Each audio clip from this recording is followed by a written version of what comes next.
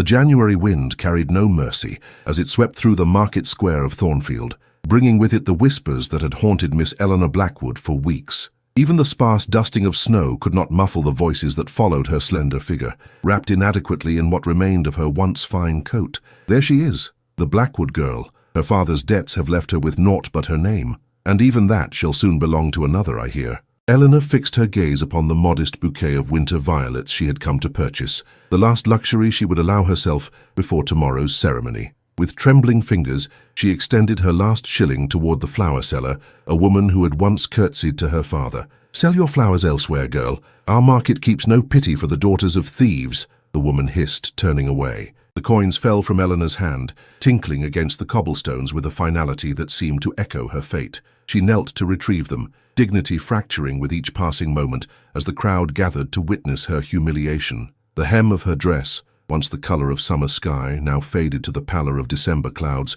dragged through the slush. "If the lady wishes for violets, then violets she shall have." The voice cut through the market's cruel murmurs, like a blade through silk. Eleanor did not need to look up to know its owner. The rich baritone belonged to the very architect of her family's downfall, His Grace, the Duke of Ravenswood, Lord Edward Blackthorne. "I believe, madam," he continued, addressing the flower seller with glacial courtesy, "that your business thrives upon commerce, not judgment. The lady's coin is as good as any other's." The market fell silent. Even the wind seemed to hold its breath. "Your Grace," the flower seller stammered, curtsying so low that her knees nearly touched the frozen ground. "I meant—" "No, you meant precisely what you said," he interrupted, his tone measured but holding the weight of steel. "And yet I find myself in a forgiving mood. The bouquet, if you please." The flower seller hastily gathered the finest violets, wrapping them in paper with trembling fingers. The Duke placed a gold sovereign in her palm, a sum worth 20 times the humble flower's value, and received the bouquet with gloved hands. Eleanor remained kneeling, her pride preventing her from accepting this gesture from the man who had called in her father's debts, forcing him to take his own life and leaving her with the choice between marriage to his creditor or destitution. "Miss Blackwood," he said, his voice lowered so that only she might hear, "while I understand your reluctance to accept anything from my hand, I would remind you that tomorrow you become my Duchess. The world will be watching, and I would not have my wife kneeling in the dirt." He extended a gloved hand, and Eleanor was acutely aware of every eye upon them. To refuse him here would be to invite further scandal upon a name already dragged through the mud of public opinion. With a composure born of years of gentle breeding, she placed her fingers upon his and allowed him to assist her to her feet. "I take no pleasure in your circumstances, Miss Blackwood," he said, pressing the violets into her hand, "nor do I expect your forgiveness, but I do expect your dignity to remain intact." Before she could respond, a carriage drew up beside them, his carriage, with its gleaming black lacquer and the Ravenswood crest emblazoned on the door. "Allow me to escort you home," he said, though they both knew it was not a request. As he handed her into the carriage, Eleanor caught a glimpse of something unexpected in his eyes, not the cold triumph she had anticipated, but something akin to regret. It disappeared as quickly as it had appeared, leaving her to wonder if it had been merely a trick of the winter light. The carriage door closed with a sound like fate sealing, and as they pulled away from the market square, Eleanor clutched the violets with white-knuckled fingers. Tomorrow she would become the Duchess of Ravenswood, wife to the man who had destroyed her family. She had expected to feel nothing but hatred as the hour approached, yet now in the confines of his carriage, breathing in the scent of leather and sandalwood that surrounded him, she found her certainty wavering. The note that had arrived with her wedding gown that morning now burned in her pocket. "Your father's debts are paid. Your mother's future is secured. All that remains is for you to fulfill your part in our arrangement." The carriage wheels cut through the snow,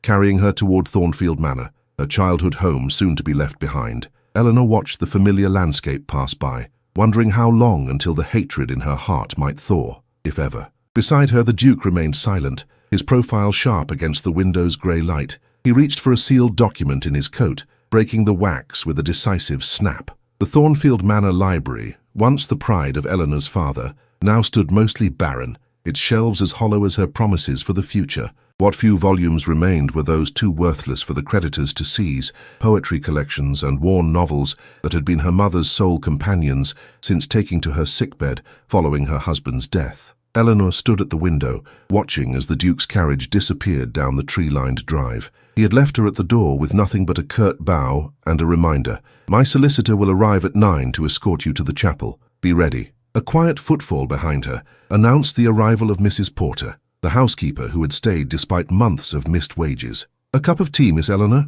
she offered, holding a tray that bore the last intact pieces of the Blackwood china, a teapot, and 2 cups with faded blue flowers winding around their rims. "How very English of us," Eleanor replied, her voice brittle with forced lightness. "Taking tea while the wolves are at the door." Mrs. Porter's weathered face remained stoic as she set the tray upon the small table that had escaped the auctioneer's gavel. "Wolves or dukes, miss, the English take their tea regardless." This small jest, the first either had ventured in weeks, brought a ghost of a smile to Eleanor's lips as she accepted the cup. The warmth seeped into her fingers, still chilled from the Market Square encounter. "He was there today," she said after a long silence, "at the market. He intervened when the flower seller refused my custom." Mrs. Porter's eyebrows rose slightly. "His Grace himself, not one of his men." "Indeed." Eleanor traced the rim of her cup with one finger. "He purchased violets for me after I was refused them." "Perhaps," the housekeeper ventured carefully. "His character is not as black as circumstances have painted it." Eleanor set down her cup with more force than necessary, the china rattling against its saucer. "He systematically purchased my father's debts from every creditor in London, Mrs. Porter. He consolidated them for the express purpose of demanding immediate payment, knowing full well it would ruin us. My father's—" her voice faltered. "My father's despair was of his making, and yet he has offered marriage rather than debtor's prison," Mrs. Porter observed,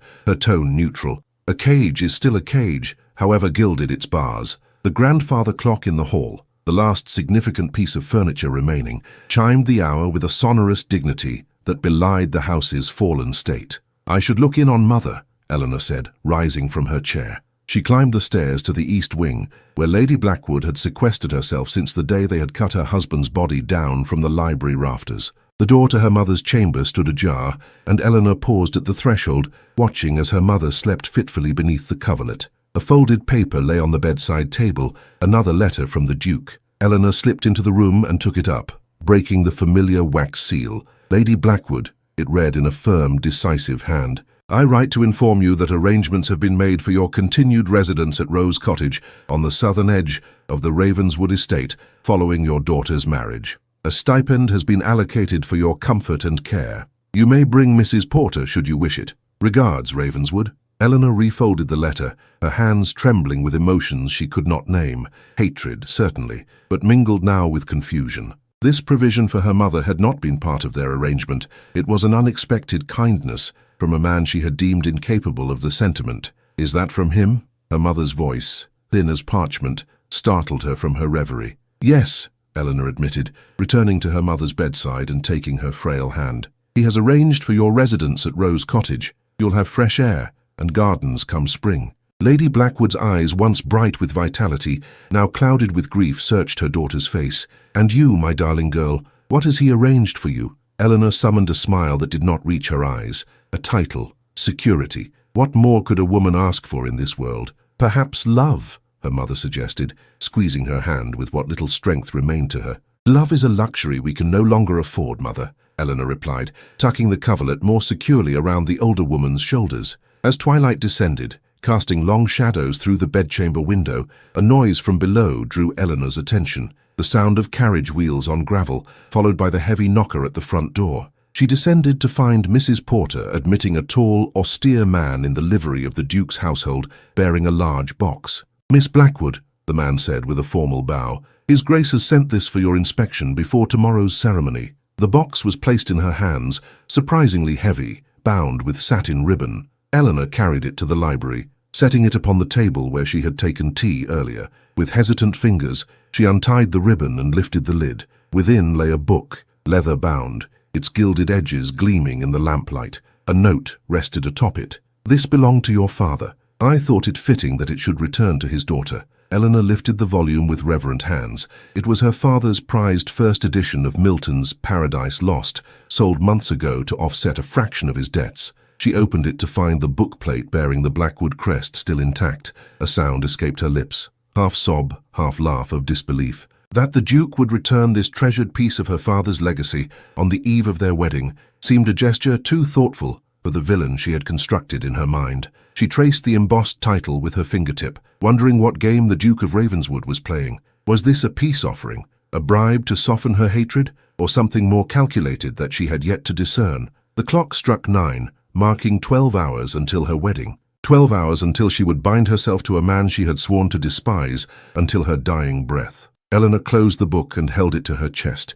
feeling the familiar weight against her heart. In the quiet of the library, with only the crackling fire as witness, she allowed herself to whisper the question that had begun to haunt her. "Who are you truly, Edward Blackthorne?" The wind rattled the windows, carrying with it the first heavy flakes of a winter storm. Tomorrow she would become the Duchess of Ravenswood. Tomorrow she would leave behind everything she had known. The letter from the Duke, still in her pocket, seemed to pulse against her side like a second heartbeat. A sharp knock came at the door. The small stone chapel of St. Agnes stood resolute against the snowfall, its grey spire piercing the white sky like an accusation. Inside, candles flickered in iron sconces, casting uncertain light upon the ancient pews, where not a soul sat to witness this union. Only the solicitor, Mr. Winters, and the aged vicar waited at the altar with the Duke. Eleanor entered alone, her steps measured upon the worn stone floor. She had chosen to wear her mother's wedding gown, altered hastily by Mrs. Porter's capable hands.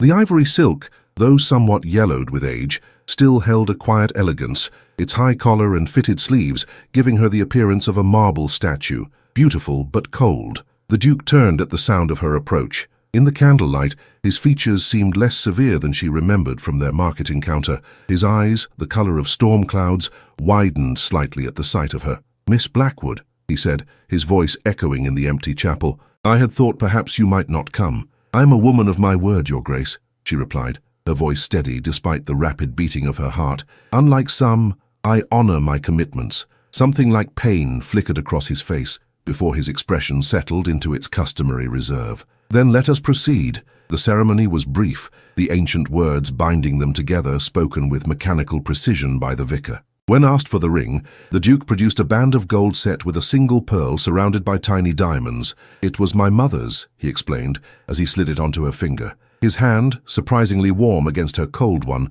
lingered a moment longer than necessary. Eleanor stared at the ring, its weight unfamiliar, not the ostentatious ruby she had expected, a symbol of ownership, but something delicate and tinged with sentiment. "With this ring I thee wed," he recited, his voice lower than before, meant for her ears alone. "And with all my worldly goods, I thee endow." The irony of these words was not lost on Eleanor. His worldly goods now included her family home, her father's possessions, and her very self, all acquired through calculated financial maneuvering. When the vicar pronounced them husband and wife, the Duke did not kiss her, as was his right. Instead, he offered his arm, which she took with outward composure while inwardly trembling with emotions she could not name.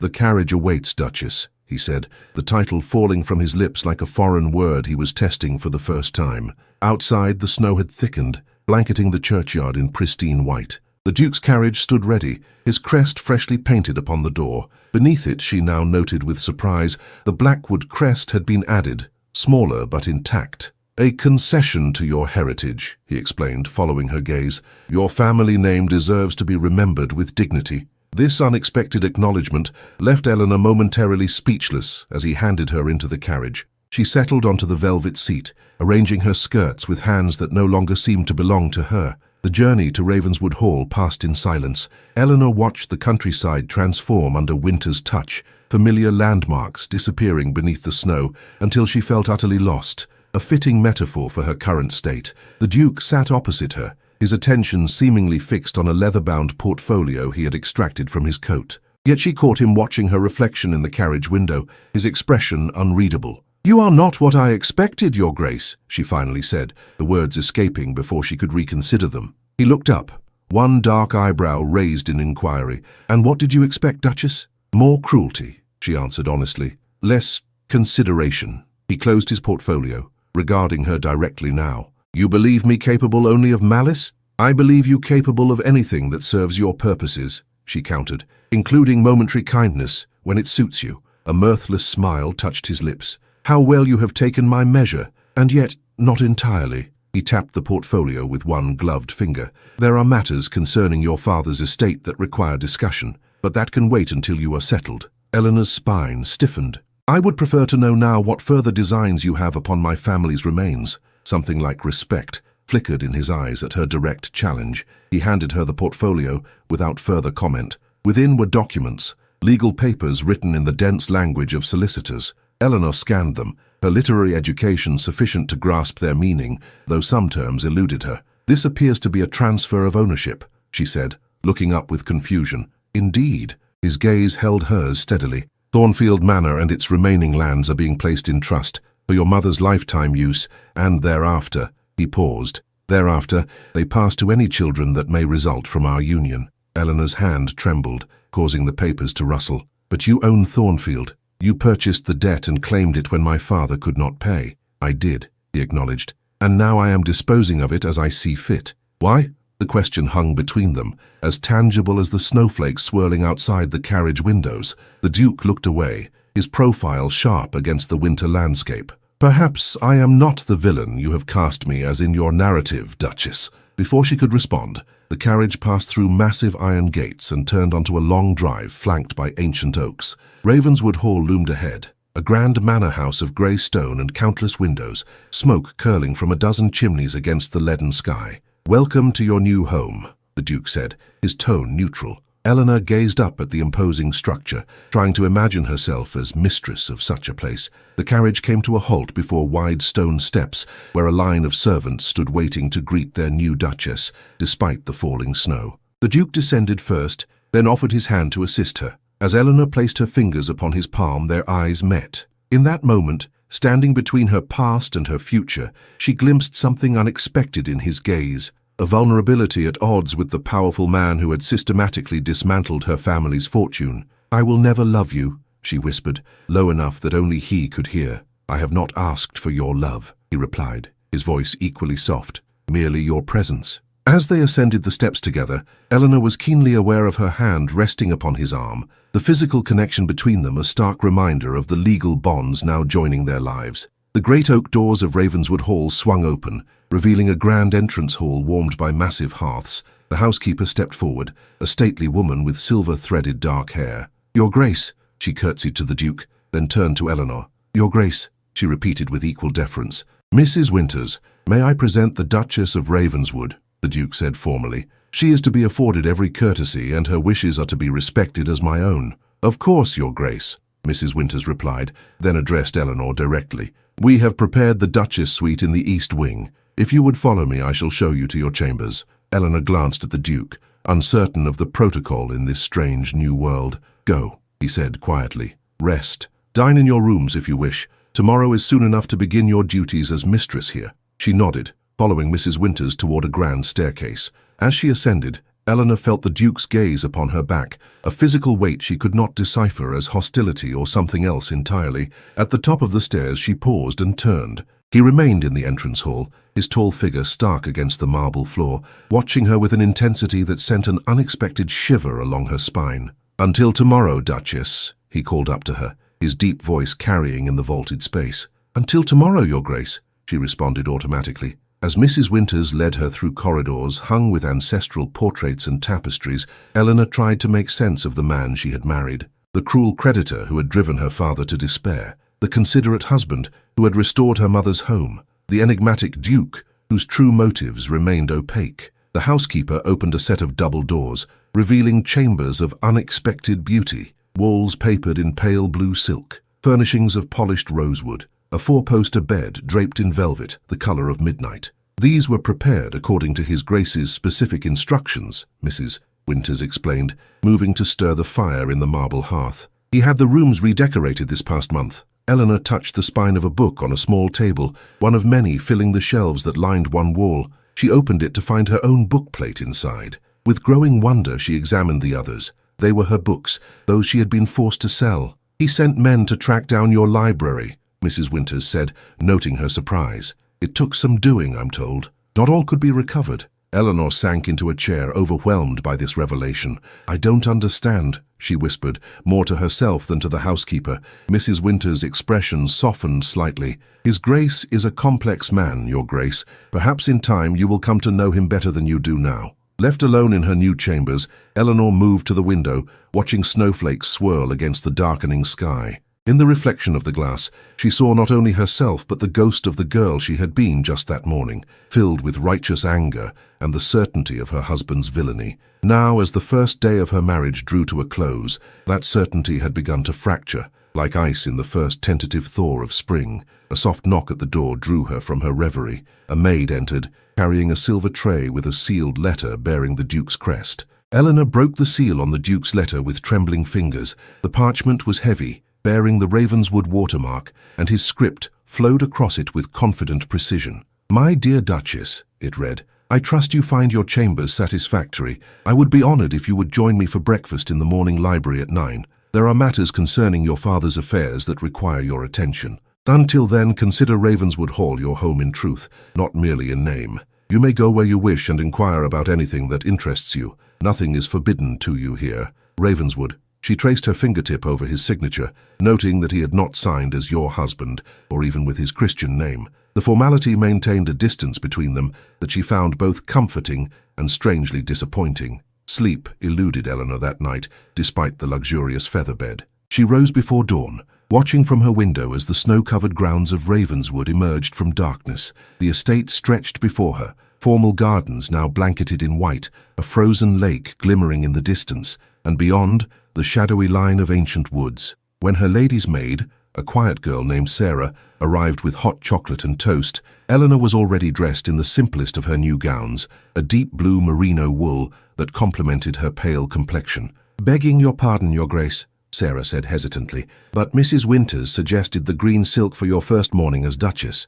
"Did she indeed?" Eleanor replied, smoothing her skirts. "Well, Sarah, you may inform Mrs. Winters that while I appreciate her counsel, I shall dress according to my own preferences." This small act of defiance bolstered her courage as she navigated the labyrinthine corridors of Ravenswood Hall. Servants paused in their duties to bow or curtsy as she passed, their curious gazes following her when they thought she wouldn't notice. The morning library proved easier to find than anticipated. A circular room in the west wing, its walls lined with books from floor to ceiling, interrupted only by tall windows that admitted the pale winter sunlight. A fire blazed in the hearth, beside which was set an intimate breakfast table for two. The Duke stood at one of the windows, his back to the door. He had forgone his formal coat in favor of a well-tailored waistcoat over a white shirt, giving him a more approachable appearance than the forbidding figure from the chapel. "Good morning, Your Grace," Eleanor said, announcing her presence. He turned, and for a fleeting moment she glimpsed surprise in his eyes. Whether at her punctuality or her appearance, she could not tell.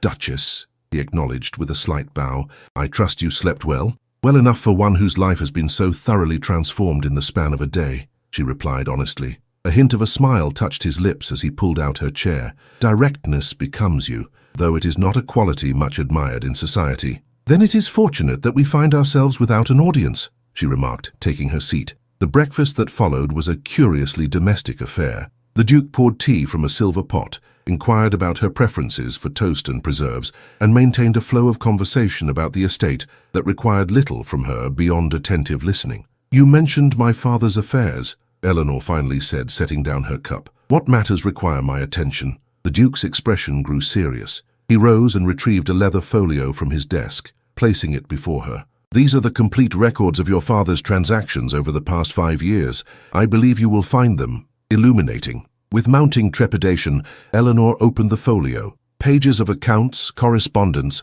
and legal documents lay within. She scanned them with growing confusion until a pattern began to emerge, a pattern that contradicted everything she had believed about her father's downfall. "This indicates that my father was systematically defrauded," she said slowly, looking up at the Duke, "by his own solicitor, Mr. Carmichael." "Yes," the Duke confirmed, his grey eyes holding hers. "Carmichael diverted funds, forged your father's signature on loans, and then disappeared to the continent 3 months ago." "But you," Eleanor faltered, her certainty wavering, "you purchased my father's debts. You demanded payment." "I purchased the debts when I discovered the fraud," he corrected her gently. "I had been investigating Carmichael for similar schemes against other gentlemen. Your father, unfortunately, was already too deep in despair to listen when I attempted to explain." Eleanor's hands clenched in her lap, her mind struggling to reconcile this new information with the narrative she had constructed. "Why did you not tell me this before? Would you have believed me?" he asked simply.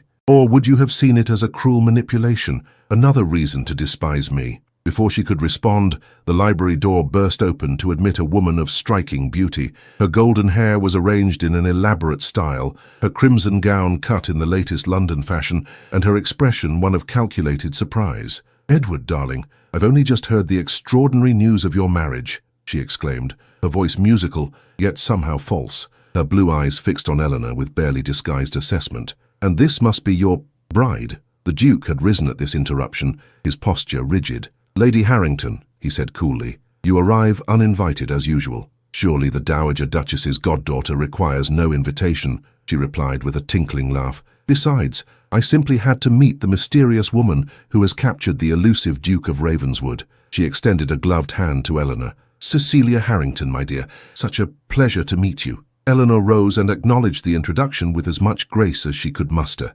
"Lady Harrington, I must say," Cecilia continued, removing her gloves with deliberate slowness, "the entire county is abuzz with this sudden match. A secret romance, perhaps, or something more pragmatic." Her smile did not reach her eyes. "Though I cannot imagine what the daughter of a disgraced gentleman could offer a duke." Eleanor felt the blood rush to her face at this thinly veiled insult, but before she could respond, the Duke stepped between them. "My marriage is neither sudden nor mysterious to those who matter, Lady Harrington," he said, his tone arctic, "and my choice of bride is not subject to the county's approval, nor yours." Cecilia's composure faltered momentarily before she recovered with another brittle laugh. "How ferociously protective you've become, Edward. I merely thought to welcome the new Duchess and perhaps offer my guidance in navigating her new position. Society can be so unforgiving to those without proper connections." "The Duchess of Ravenswood requires no guidance from you," the Duke replied. "Now, if you'll excuse us, we have private matters to discuss."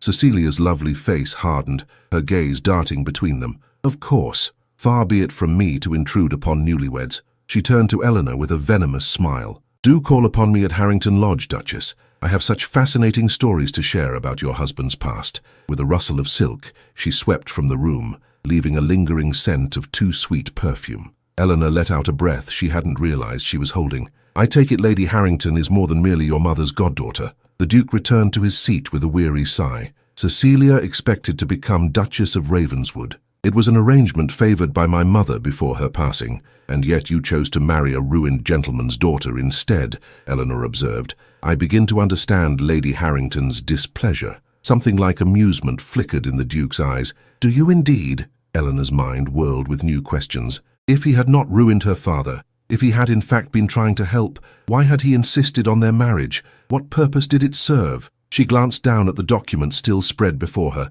then back at the Duke's inscrutable face. "Your Grace," she began carefully, "if these records are accurate—" "They are," he interjected. "Then I have misjudged you terribly," she finished. "But that still doesn't explain why you would bind yourself to a woman who despised you." The Duke rose and moved to the window, his back to her once more. "Perhaps that is a conversation for another time." A knock at the door heralded the arrival of Mr. Winters, the Duke's solicitor. "Your Grace, the magistrate has arrived regarding the matter we discussed." The Duke nodded. "Show him to my study." He turned back to Eleanor. "I must attend to this. Please, continue reviewing the documents. We shall speak again at dinner." As he reached the door, Eleanor called after him, "Your Grace." He paused, looking back at her. "Thank you," she said simply, "for returning my books." Something softened in his expression. It seemed a small thing, to preserve what could be saved of your past. With a slight bow he departed, leaving her alone with the evidence of her father's betrayal and her husband's innocence. Eleanor sat in the quiet library, the weight of revelation pressing upon her. Everything she had believed about the Duke, about her father's death, about her own circumstances, had been built upon a foundation of falsehood. The door closed behind him with a soft click, leaving Eleanor alone with her thoughts, and with a truth that threatened to rewrite the story she had told herself about the man she had married. February arrived with bitter winds that howled around Ravenswood's stone battlements like restless spirits. A fortnight had passed since Eleanor's wedding day, each hour both expanding her understanding of her new home and deepening the mystery of her husband. They had settled into a curious routine, breakfast taken together in the morning library, dinner in the formal dining room, and the hours between filled with the separate duties of their positions. The Duke attended to estate matters, disappearing on horseback to visit tenants or closeting himself with stewards and solicitors. Eleanor, meanwhile, had begun the formidable task of acquainting herself with Ravenswood Hall and its household. Mrs. Winters had proven an unexpected ally, her initial formality melting into cautious warmth as Eleanor demonstrated genuine interest in the household's workings. Together they had reviewed menus, inspected linen cupboards, and discussed the rotation of seasonal staff. "His Grace seems pleased with your management," Mrs. Winters remarked that morning as they examined the week's household accounts in the morning room. "He mentioned your suggestions for improving the servants' quarters." Eleanor looked up from the ledger in surprise. "Did he? He said nothing to me." The housekeeper smiled faintly. "His Grace is not one for unnecessary words, but he has directed Mr. Phillips to implement your changes immediately. That speaks more plainly than any praise." A curious warmth blossomed in Eleanor's chest at this information. She had spoken to the Duke of the cramped, poorly ventilated servants' quarters only once. During a dinner conversation she had thought largely one-sided. "Mrs. Winters," Eleanor began hesitantly, "may I ask you something of a personal nature?" The housekeeper inclined her head in permission. "How long have you served the Duke?" "I came to Ravenswood when His Grace was but 10 years old," Mrs. Winters replied. "After the previous Duke, his father, passed." "Then you have known him since childhood," Eleanor observed. "Was he always so—" She searched for the right word. "Reserved." A shadow passed over Mrs. Winters' face. The late Duke of Ravenswood was not a gentle father. His Grace learned early to guard his thoughts and feelings. She hesitated, then added softly, "The boy who came to Ravenswood at 10 was already a man in many ways. I have seen him smile perhaps a dozen times in 20 years. This glimpse into her husband's past troubled Eleanor as she continued her daily inspection of the house. She found herself in the portrait gallery, a long chamber where generations of blackthorns gazed from gilded frames with the same storm-grey eyes her husband possessed. She paused before the largest portrait, the late Duke, a forbidding figure with a cruel twist to his mouth, his hand resting possessively on the shoulder of a dark-haired boy who stood rigid beside him. The child's face, though composed, held a wariness that struck Eleanor to her core. "An excellent likeness, though I was somewhat younger than I appear there," came her husband's voice from behind her. "Painters are instructed to flatter their subjects, but Harrington insisted on capturing the truth. It cost him future commissions from my father." Eleanor turned, startled by his unexpected presence. The Duke stood a few paces away, still in his riding clothes, his hair windswept and cheeks reddened from the cold. "Your father seems—" she began. "Tyrannical," he supplied with a wry twist of his lips. "He was, particularly to those who could not escape his influence." "Like his son," Eleanor said softly. The Duke's gaze remained on the portrait. "And his wife. My mother fled into illness to escape him, a familiar pattern among the women of Ravenswood." He glanced at her, his expression unreadable. "I hope you will break that tradition, Duchess." Before she could respond, a footman appeared at the gallery entrance. "Your Grace, Lady Harrington has arrived. She awaits you in the blue salon." A flicker of annoyance crossed the Duke's face. "Inform Lady Harrington that the Duchess and I will receive her shortly." When the footman had gone, he turned to Eleanor. "I apologize for Cecilia's persistence. If you prefer not to receive her, I can make your excuses." Eleanor straightened her shoulders. "I am Duchess of Ravenswood now. I will not hide in my own home." Something like pride gleamed in his eyes. "No, I don't imagine you would." He offered his arm, which she took with only a moment's hesitation. "Shall we face the lioness together, then?" They found Cecilia arranging herself artfully on a settee, her emerald gown a striking contrast to the room's pale blue furnishings. She rose with practiced grace at their entrance. "Edward, your Grace," she amended, curtsying to Eleanor with perfect form if not perfect sincerity. "I've brought news from London that I simply had to deliver personally." The Duke indicated that she should resume her seat, while he and Eleanor occupied chairs opposite. "What news warrants such an immediate visit, Lady Harrington?" Cecilia's smile turned cat-like. "Why, the latest on date concerns your own bride." She turned to Eleanor with false sympathy. "I'm afraid, my dear, that your father's disgrace continues to be fodder for gossip. The Morning Post carried a most vicious account of his final act." Eleanor's hands clenched in her lap, but she kept her expression composed. "The papers are ever hungry for scandal, Lady Harrington, even stale ones." "Indeed," Cecilia continued undeterred, "but this article suggested new details, that your father confessed to embezzlement before taking his life. Most shocking." The Duke's voice cut through the salon like steel. "That is quite enough, Cecilia." "I merely thought the Duchess should be prepared," Cecilia protested innocently. After all, she must make her London debut this spring. "Society will be curious about the new Duchess of Ravenswood." Eleanor felt rather than saw her husband's tension. "My wife's reception in society is of no concern," he stated flatly. Her position is unassailable by virtue of our marriage. Of course, Cecilia agreed smoothly, though I wonder if she knows the true circumstances of that hasty ceremony. Her blue eyes glittered with malice. Does she know about the wager, Edward? The temperature in the room seemed to plummet. Eleanor turned to the Duke, whose face had gone rigid. What wager? She asked quietly. Cecilia, the Duke warned, his voice dangerously soft. Oh dear, Cecilia exclaimed with mock dismay. Have I spoken out of turn? I simply assumed, given your closeness, that you would have shared everything with your bride. Eleanor rose from her chair, her heart pounding. Lady Harrington, while your concern for my welfare is touching, I find I must attend to household matters. Perhaps you might call again when your schedule permits a longer visit. Cecilia's smile faltered at this polite dismissal. Of course, Your Grace, though we really must speak privately soon, woman to woman. After Cecilia had been escorted out, Eleanor remained in the blue salon, standing by the window as she watched the woman's carriage disappear down the drive. She spoke of a wager, Eleanor said without turning, as she sensed her husband's presence behind her. Cecilia delights in creating discord, the Duke replied, his voice carefully neutral. It would be unwise to credit anything she says. Eleanor faced him then, searching his inscrutable features. Is there truth in her accusation? Something like resignation passed over his face. There was a wager, he admitted, not of my making, but I allowed it to stand. What were its terms? Eleanor asked, her voice steady, despite the trembling that had begun deep within her. The Duke moved to the fireplace, staring into the flames as if seeking words there. Lord Pembroke wagered that no respectable woman would marry me, given my reputation. The sum was considerable, enough to restore several tenants' farms after last year's floods. And so you wed me to win a bet, Eleanor concluded, the pieces falling into terrible alignment.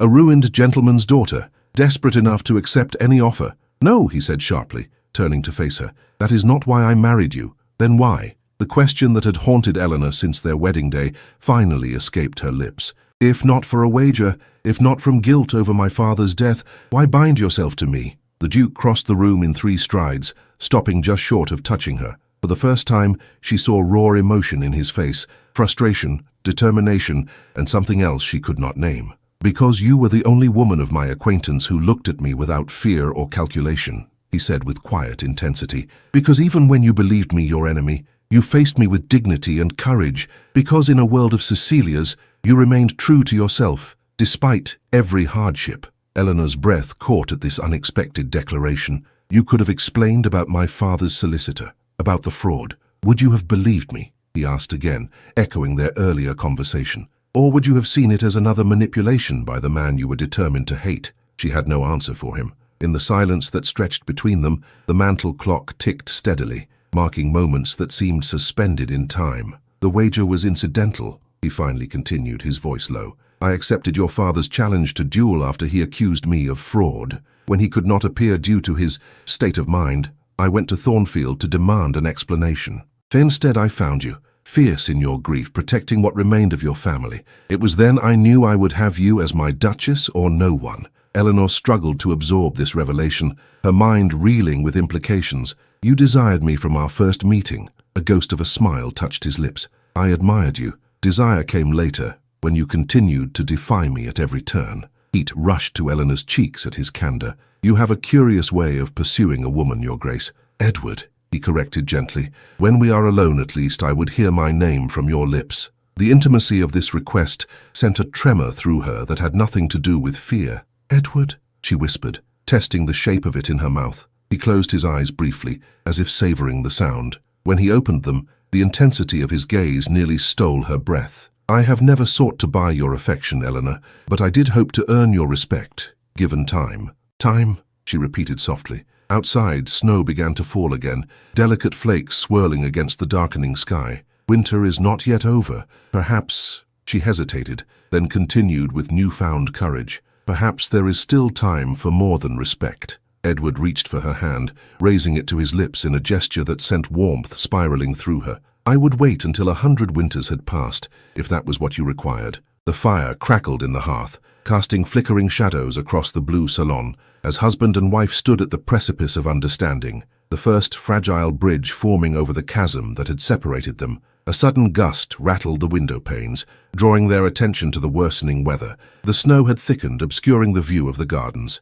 A proper storm approaches, Edward observed, reluctantly releasing her hand. I must speak with the steward about the tenants in the North Fields. Eleanor nodded, knowing that duty must take precedence, yet strangely reluctant to end this moment of connection. Of course. As he reached the door, he paused, looking back at her with an expression that made her heart quicken. Dine with me tonight, not in the formal dining room, but in my private study. There is more I would share with you. I shall look forward to it, she replied, surprised to find she meant it sincerely. When he had gone, Eleanor remained by the window, watching the snow transform Ravenswood's grounds into a glistening white expanse. Something was changing between them, like the slow turning from winter toward spring, imperceptible day by day, yet inexorable in its progression. The door opened again, and Eleanor turned, half expecting, hoping, to see Edward returned. Instead, it was Sarah, her lady's maid, bearing a silver tray with a letter. "This just arrived for you, Your Grace," she said, curtsying. The messenger rode through the storm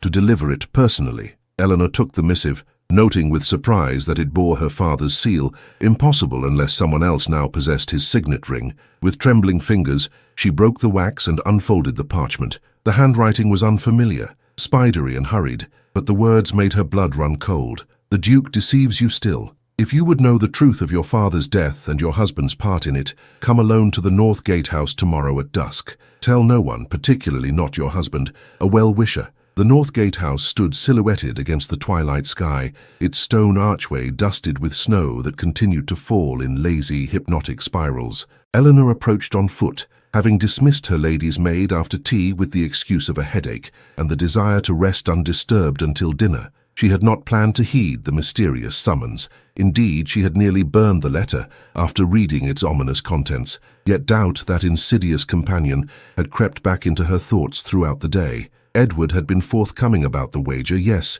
but only when directly confronted. What other secrets might he harbour? The evidence of her father's solicitor's fraud seemed persuasive, but she had not independently verified it, and there remained the question of why Edward had pursued her father's debts with such single-minded determination in the first place. These thoughts had plagued her, until she found herself donning her warmest cloak and boots, slipping from the manor house via the conservatory doors while the servants were occupied with dinner preparations. Now, as she neared the gatehouse, trepidation filled her. The small stone building appeared deserted, its windows dark. Had she risked her husband's trust and her own safety for nothing but a cruel jest?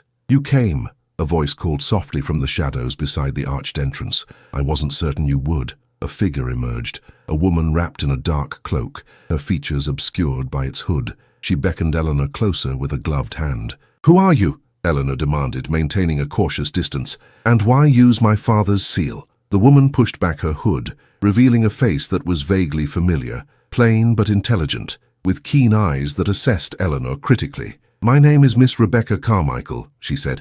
"My brother was your father's solicitor, the man your husband claims defrauded the Blackwood estate." Eleanor's breath caught. "Claims? You dispute the evidence?" "I dispute the convenient narrative that absolves the Duke of all responsibility," Rebecca replied sharply. "My brother is not here to defend himself, having fled to avoid a worse fate." "What worse fate?" Eleanor asked, drawn despite herself into the shelter of the gatehouse as the wind picked up, driving the snow horizontally across the landscape. Rebecca struck a match, lighting a small oil lamp that cast eerie shadows across the stone walls. "Imprisonment, or worse. The Duke of Ravenswood is not a man to cross, as your father discovered." Eleanor stiffened. "My father took his own life after his financial ruin." "Did he?" Rebecca's voice was soft with insinuation. "Or was that merely the official finding, arranged by a powerful duke who could benefit from such a conclusion?" "You suggest my husband had a hand in my father's death?" Eleanor asked, her voice barely above a whisper. "I suggest," Rebecca countered, "that your father discovered something about the Duke,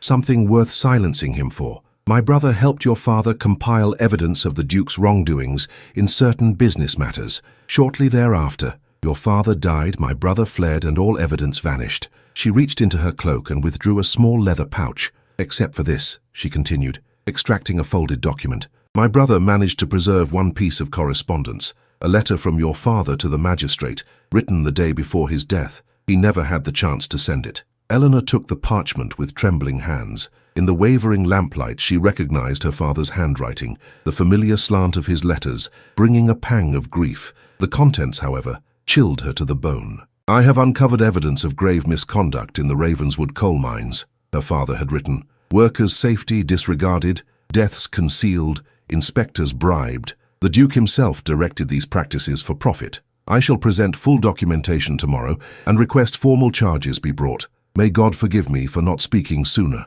The letter was signed and dated the day before Eleanor had found her father's body suspended from the library rafters. "This cannot be true," she whispered, though doubt had already taken root. "Can it not?" Rebecca challenged. "Consider, your father threatens to expose the Duke's crimes. The next day, he is dead. His daughter is left destitute, with only one option for survival: marriage to the very man who orchestrated her family's downfall. Quite convenient for silencing any further investigation, wouldn't you agree?" Eleanor's mind raced, trying to reconcile this damning account with the man who had returned her books, who had provided for her mother, who had looked at her with such intensity when she spoke his Christian name. "If what you say is true," she said carefully, "why reveal it to me now? What do you hope to gain?" Rebecca's expression hardened. "Justice for my brother, who was made a scapegoat. And perhaps salvation for you, Duchess. You have married a monster who will go to any lengths to protect his interests." "What would you have me do with this information?" Eleanor asked, her voice steadier than she felt. "Take it to the magistrate," Rebecca urged. "With your father's letter and your testimony as the Duke's wife, an investigation must follow. My brother can return from exile to provide further evidence. And if I refuse, then you become complicit in the Duke's crimes," Rebecca said simply, "and I shall find another way to bring him to justice." A heavy silence fell between them, broken only by the howl of the wind outside. Eleanor carefully refolded the letter, her thoughts in turmoil. "I must consider what you've told me," she finally said. "This is not a decision to be made in haste." Rebecca nodded reluctantly. "You have until the new moon, 3 days hence. After that I shall approach the London papers with what I know." "How can I contact you?" Eleanor asked. "Leave a note at the village post office, addressed to Miss Smith. I shall find it." Rebecca extinguished the lamp, plunging them back into twilight gloom. "Choose wisely, Duchess. Your future happiness depends upon it." With that warning, she slipped away into the swirling snow, leaving Eleanor alone with her father's damning letter and the weight of impossible choices. The return journey to Ravenswood Hall seemed interminable, each step laboured through deepening snow. By the time Eleanor reached the conservatory doors, her cloak was sodden and her boots caked with ice. She had barely enough time to hurry to her chambers and change before dinner with Edward in his study. Sarah helped her into a gown of deep burgundy velvet, exclaiming over her mistress's chilled hands and flushed cheeks. "Are you certain you're well enough for dinner, Your Grace?" the maid asked anxiously. "You look feverish." "It is merely the contrast between the cold and the fireside," Eleanor assured her, though in truth she felt light-headed with conflicting emotions. "Please inform His Grace that I shall join him shortly." When Sarah had gone, Eleanor withdrew her father's letter from her cloak pocket, staring at it as if it might speak further truths or lies. Finally, she locked it in her writing desk, tucking the small key into her bodice. Edward's private study occupied a corner of the manor's east wing, a masculine sanctuary of leather-bound books, rich mahogany furnishings, and the lingering scent of tobacco and brandy. He rose when she entered, his face illuminated by candlelight that softened his features. "You came," he said, echoing Rebecca Carmichael's earlier words with unwitting irony. "I feared the storm might have caused you to reconsider." "It would take more than snow to keep me from a promised conversation," Eleanor replied, hoping her voice betrayed none of her inner turmoil. He guided her to a small table set before the fire, more intimate than the formal dining room with its expanse of polished wood and array of footmen. Here a single servant had laid out a simple meal of roasted game, winter vegetables and freshly baked bread, a quiet luxury that would have seemed impossible during Eleanor's final months at Thornfield. "I dismissed the footman for the evening," Edward explained as he poured wine into crystal goblets. "I thought we might speak more freely without an audience." Eleanor's heart quickened at both his consideration and the reminder of Rebecca's accusations. "Would a man with nothing to hide seek such privacy? You said there was more you wished to share with me," she prompted when they were seated. Edward's expression grew solemn. "Yes, about your father and the circumstances that led to our marriage." Eleanor set down her fork, her appetite deserting her. "I'm listening." "Your father came to me initially seeking an investor for his textile mill expansion," Edward began.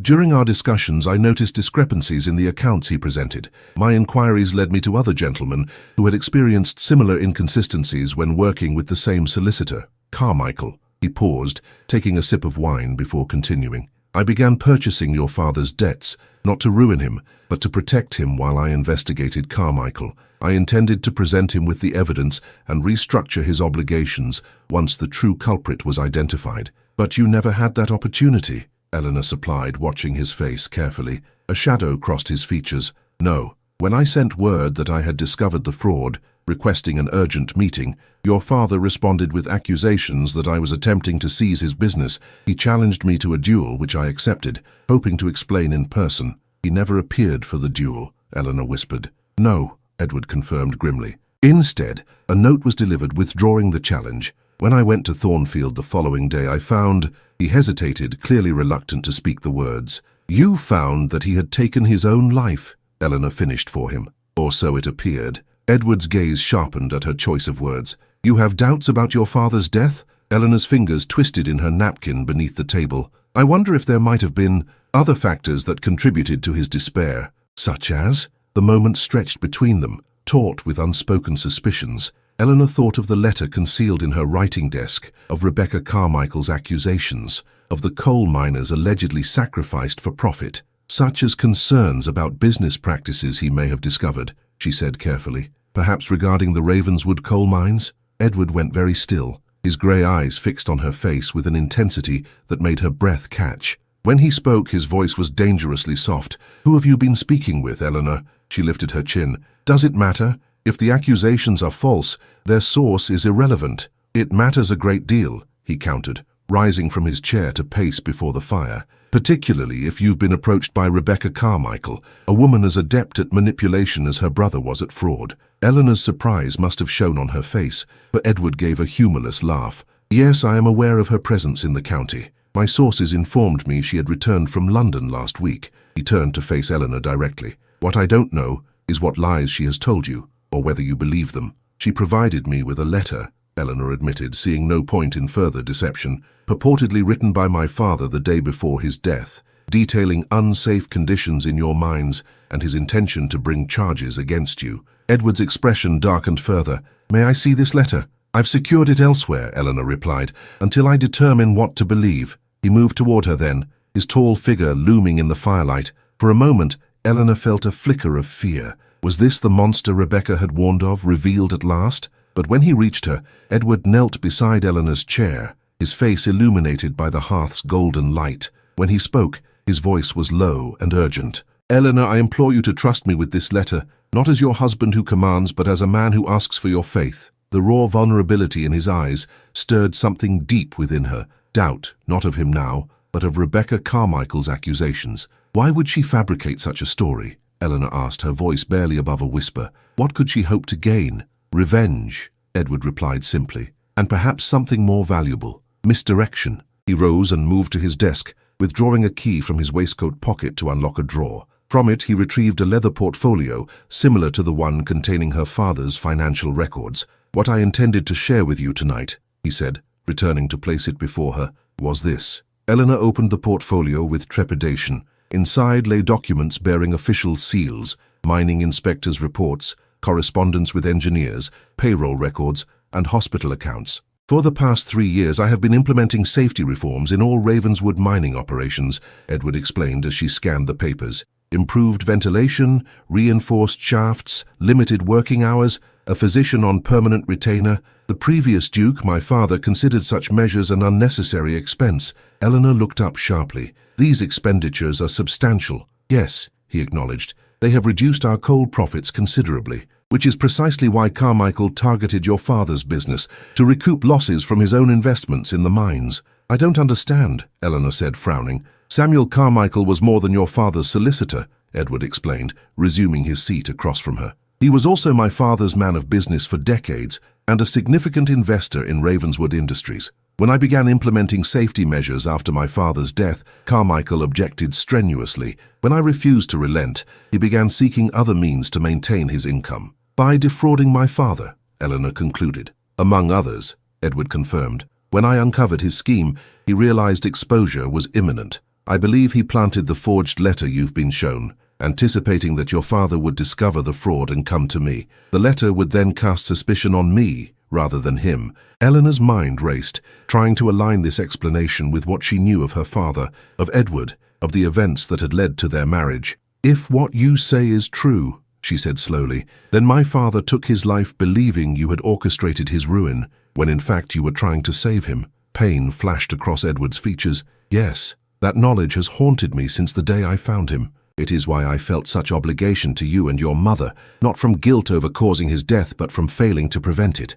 And the wager? She asked, needing to understand everything now. A foolish matter that arose after your father's death, he said dismissively. Lord Pembroke made his tasteless bet during a card game. I had already decided to offer for you, having seen your strength during those terrible days. The wager was merely incidental. Eleanor studied her husband's face, searching for any sign of deception. She found only earnest intensity and something else, a vulnerability that the formidable Duke rarely revealed to the world. The safety measures, she said, gesturing to the documents. These were implemented before my father's death, before you had any reason to fabricate such evidence? 3 years ago, Edward confirmed. You may speak with Dr. Matthews, who attends the miners, or with Mr. Harrison, the lead engineer. Both can verify the timeline of improvements. Eleanor rose from her chair, moving to the window where snow continued to fall, transforming Ravenswood into a crystalline wonderland. The grounds stretched before her, blanketed in white purity that belied the moral complexities within.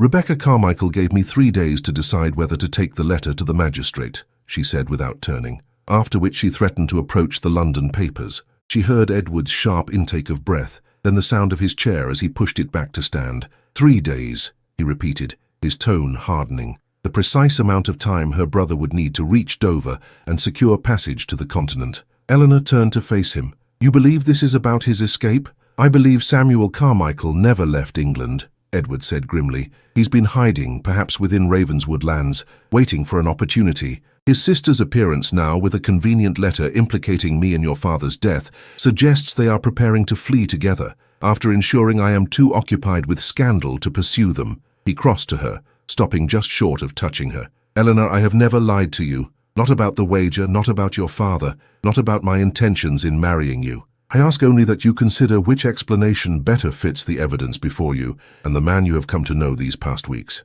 The silence that stretched between them was filled with the weight of decision. Outside, the wind howled around Ravenswood's towers, a fitting accompaniment to Eleanor's turbulent thoughts. I will retrieve the letter, she finally said, but I would ask something of you in return. Name it, he replied without hesitation. Complete honesty between us from this moment forward, Eleanor said. No more secrets, no matter how painful or complex the truth may be. Edward's expression softened, relief evident in the subtle relaxation of his shoulders. You have my word. As Eleanor moved toward the door, intending to fetch the letter from her chambers, a sudden commotion in the corridor halted her steps. Raised voices, hurried footfalls, then an urgent knock. Enter, Edward called, his demeanor instantly transforming back to the authoritative Duke. Mr. Phillips, the steward, burst in, his face flushed with exertion and alarm. Your Grace, forgive the interruption. There's been an accident at the North Mine, a shaft collapse. Dr. Matthews has been summoned, but the snow is hampering rescue efforts. Edward was already reaching for his coat. How many men trapped? At least 7, possibly more, the steward replied grimly. And there's worse. Reports of fire in the lower galleries. Eleanor watched as her husband issued rapid orders, horses to be readied, rescue teams assembled, the great hall to be prepared as a temporary infirmary. In that moment, she saw not the cold, calculating figure of Rebecca's accusations, but a man assuming the full weight of responsibility for those under his protection. I'm coming with you, she said firmly, when he turned to bid her good night. Surprise flashed across his face. The conditions will be dangerous, Eleanor. I am Duchess of Ravenswood, she replied, already reaching for her cloak. Those men and their families are my responsibility as much as yours. Something like pride kindled in Edward's eyes. He nodded once, sharply. Very well, but you will follow my instructions without question while we are at the mine. Together they hurried from the study, the mystery of Rebecca Carmichael and her brother's letter temporarily overshadowed by the urgent crisis before them. As they descended the grand staircase, Eleanor caught a glimpse of a figure slipping away down a servants' corridor, a woman in a dark cloak, moving with furtive purpose. Edward, she began, but the steward interrupted with another urgent matter requiring the Duke's attention. The moment passed, and soon they were mounting horses in the stable yard, prepared to ride through the storm to the aid of the trapped miners. Eleanor cast one last glance at the darkened windows of Ravenswood Hall, a shiver passing through her that had nothing to do with the biting wind. Someone had been watching, listening perhaps, and now they knew that she had chosen to stand with her husband rather than against him. The North Mine lay 3 miles from the main house, a journey made treacherous by deepening snow and the darkness of the winter night. By the time they arrived, a crowd had already gathered, miners from other shifts, wives, children, all illuminated by the eerie glow of lanterns against the snow. Dr. Matthews was directing the placement of stretchers in a hastily erected tent, his usually immaculate appearance disheveled by urgent work. When he spotted the Duke and Duchess, relief washed over his features. 7 men trapped in the northwest gallery, he reported without preamble. The main shaft is partially collapsed, and there's smoke coming from the ventilation shafts. Edward immediately joined the rescue coordinators, his commanding presence bringing order to the chaos. Eleanor moved among the families, offering what comfort she could, while inwardly marveling at the transformation in her husband. This was a man who knew each miner by name, who inquired after specific children, who demonstrated intimate knowledge of the mine's layout, not the actions of someone who disregarded workers' safety for profit, she thought. But then, what of her father's letter? What truth lay beneath these layers of contradiction? A woman's anguished cry drew Eleanor's attention. Our miner's wife had collapsed into the snow, overcome with fear for her husband trapped below. Without hesitation, Eleanor knelt beside her, snow soaking through her fine gown as she cradled the woman's rough hands in her own.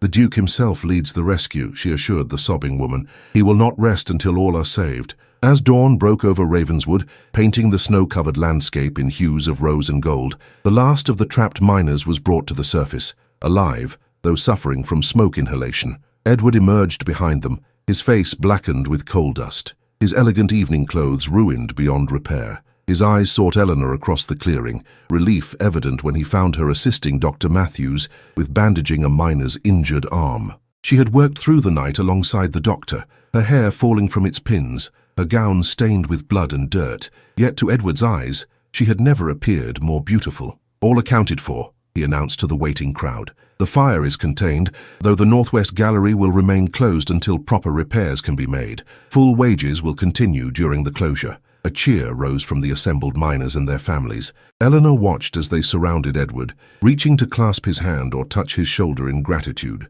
This was not the reception of workers toward a cruel master, but of people toward a leader who had proven his worth in crisis. As they rode back to Ravenswood Hall in the clear light of morning, Eleanor broke their companionable silence. You knew them all by name, every miner, every wife, every child. Edward nodded, fatigue evident in the slump of his shoulders. A duke may own the land, Eleanor, but it is the people who give it life. My father never understood that. And the safety measures in your documentation, they prevented this accident from becoming a tragedy, she observed. The reinforced main shaft held despite the collapse, he agreed. Without those improvements, we would be counting bodies rather than blessings this morning. Eleanor studied her husband's profile, the strong lines of his face softened by exhaustion, and the gentle morning light. In that moment, her decision crystallized with the clarity of the winter air around them. I believe you, she said simply. About Carmichael, about my father, about your intentions.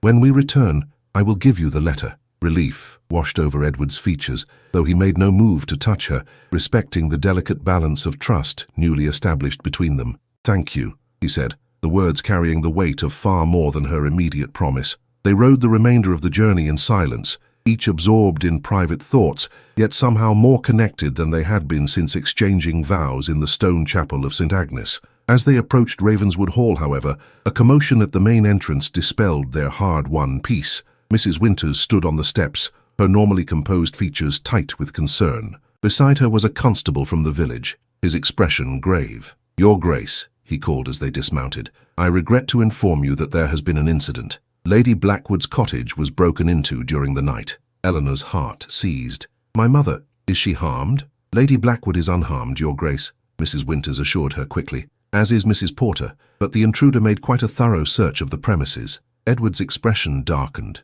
What was taken? Nothing of value according to the ladies, the constable reported, but papers were disturbed in the late Mr. Blackwood's escritoire, which Lady Blackwood had brought from Thornfield. Eleanor and Edward exchanged a significant glance. Carmichael, he said quietly. I must go to my mother, Eleanor insisted, already turning toward the stables to request a fresh horse. Edward caught her arm gently. We will go together, after you have rested and changed. Your mother is safe, and the constable has posted men at the cottage. She hesitated, torn between urgency and the practical wisdom of his words. Finally, she nodded. 1 hour. Then we ride to Rose Cottage. As they entered the hall, another servant approached, bearing a silver tray with a letter addressed to the Duchess in an unfamiliar hand. Eleanor broke the seal, reading the contents with growing alarm. "Rebecca Carmichael requests an immediate meeting," she told Edward in a low voice. "She claims to have further evidence concerning my father's death, evidence that cannot wait." "A trap," Edward said flatly. "With your mother's cottage searched and the miner's accident diverting our attention, the Carmichaels are clearly executing some plan." Eleanor nodded slowly. "Yes, and I believe it's time we laid a trap of our own." Rose Cottage nestled at the southern edge of Ravenswood Estate, its modest dimensions belying the elegant comfort within. Smoke curled from the chimney into the clear afternoon sky, the morning snowfall already beginning to melt under tentative February sunshine. Eleanor found her mother in the small parlour, reclining on a chaise by the window. Lady Blackwood's face, so recently drawn with grief and illness, showed signs of returning vitality, a hint of colour in her cheeks, a brightness in her eyes that Eleanor had feared lost forever. "My darling girl," Lady Blackwood exclaimed, extending her hands in welcome. "What a fright we've had, though I must say the constable has been most attentive. I've never felt quite so important." Despite the gravity of circumstances, Eleanor smiled at her mother's irrepressible spirit. "Nothing was taken in the break-in?" "Nothing at all," Lady Blackwood confirmed, though every drawer and cabinet was thoroughly examined. "Most peculiar. Mrs. Porter is more distressed about the disorder than any threat to our persons." Edward, who had accompanied Eleanor after their brief rest at Ravenswood Hall, stood examining the escritoire in question. Its drawers hung open, papers disarranged but not removed. "Lady Blackwood," he said, turning from his inspection, "did your husband keep any particular documents here that might be of interest to others?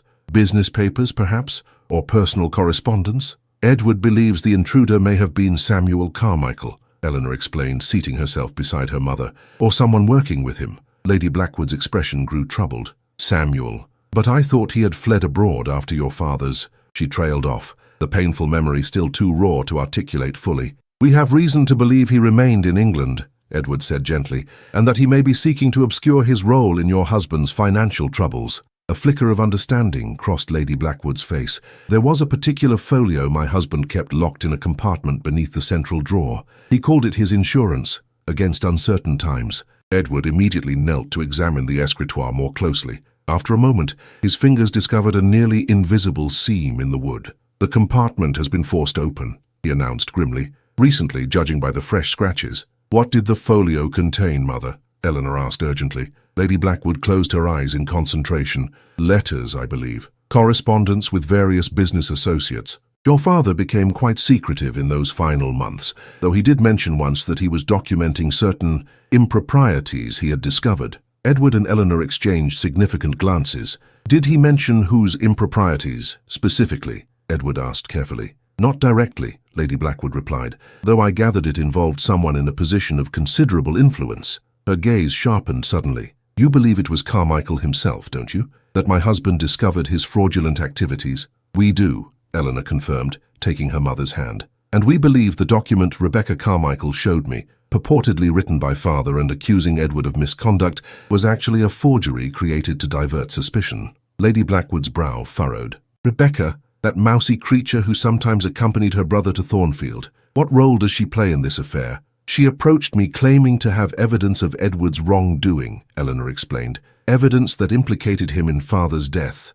"Preposterous," Lady Blackwood exclaimed with unexpected vehemence. "Your father spoke of the Duke with respect, even when they disagreed on business matters. He called him the only honest peer in London on more than one occasion." This revelation stunned Eleanor into momentary silence. Her father had respected Edward, even as his financial situation deteriorated. How could this align with the challenge to duel, with the desperate final act that had orphaned her? Edward seemed equally surprised, though he recovered quickly. "Your husband's good opinion was not something I was aware of, Lady Blackwood. Had I known, perhaps events might have unfolded differently." "George was a proud man," Lady Blackwood said softly. "Too proud at times to accept help or admit error. When he realized the extent of the financial disaster, that pride prevented him from approaching you directly." A silence fell over the parlour, heavy with the weight of what might have been. Outside, a robin alighted on the snow-covered hedgerow, its red breast a vivid spot of colour against the white landscape.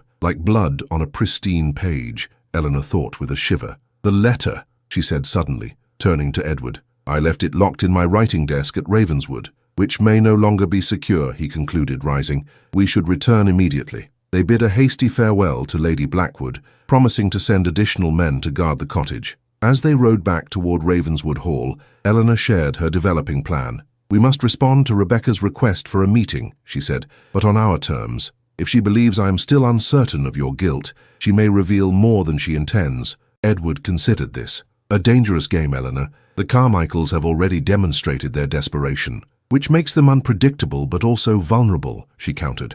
"If we can secure the forged letter as evidence and perhaps lure Samuel into the open, we would need the magistrate's cooperation," Edward mused, "and absolute discretion among the household staff." Eleanor nodded, her determination growing with each moment. "I will respond to Rebecca agreeing to meet tomorrow at noon. Not at the isolated location she suggested, but at the parish church. Holy ground may discourage any violence, and Vicar Matthews can serve as a witness if needed. While you meet with Rebecca, I can have men watching all roads leading from Ravenswood lands," Edward added. "If Samuel attempts to flee during the distraction, we will apprehend him." They had reached the main gates of Ravenswood when a rider approached from the opposite direction. Mr. Winters, the Duke's solicitor, his horse lathered from hard riding. "Your Grace," he called, reining in beside them. "Urgent news from London. Lord Harrington has filed a petition challenging your marriage on grounds of coercion. Lady Harrington is named as an interested party." Eleanor felt the blood drain from her face. "Cecilia," she whispered. "This is Carmichael's work," Edward said grimly, using his connection to the Harringtons to attack from an unexpected quarter. "The petition cites evidence that the Duchess was forced into marriage under threat of destitution," Mr. Winters continued, "and that such coercion renders the union invalid in the eyes of both law and church." "Ridiculous," Eleanor snapped, surprising both men with her vehemence. "I entered the marriage willingly, with full understanding of its terms. Nevertheless," Mr. Winters cautioned, "such accusations, particularly from a family of Harrington's standing, will cause considerable scandal. The case is set to be heard in 3 weeks' time, precisely when we would be expected to make our London debut for the season," Edward observed. "The timing is not coincidental." Eleanor's mind raced ahead, seeing the pattern emerging. The Carmichaels needed leverage against you, something that would prevent you from pursuing Samuel for his crimes. "What better than a public scandal questioning the legitimacy of your marriage? With Cecilia waiting in the wings as the proper choice for Duchess," Edward concluded, his expression hardening. "A scheme elegant in its viciousness." They proceeded through the gates toward Ravenswood Hall, the three of them now discussing strategy in urgent tones. Upon reaching the house, however, they found further disruption awaiting them. Mrs. Winters met them in the entrance hall, her usual composure noticeably frayed. "Your Graces forgive me, but there has been an incident during your absence." Her Grace's chambers were entered, and her writing desk was forced open. Eleanor exchanged an alarmed glance with Edward. "The letter? Gone," Mrs. Winters confirmed, and one of the maids reports seeing a woman matching Miss Carmichael's description leaving through the servants' entrance shortly thereafter. The pieces of the conspiracy were falling into place with alarming rapidity. Rebecca now possessed both the forged letter and, presumably, whatever genuine documents Samuel had stolen from Lady Blackwood's cottage. With these, the Carmichaels could create a compelling case against Edward, while destroying evidence of Samuel's own crimes. "We must act quickly," Edward said, already striding toward his study. "Mr. Winters, draft a formal response to Lord Harrington's petition, categorical denial of all charges, with Lady Blackwood cited as witness to the voluntary nature of the marriage." "And Rebecca?" Eleanor asked, following him. "She still expects me to meet her tomorrow." Edward paused, turning to face her with an intensity that made her breath catch. "That meeting shall proceed as planned, but you will not attend alone."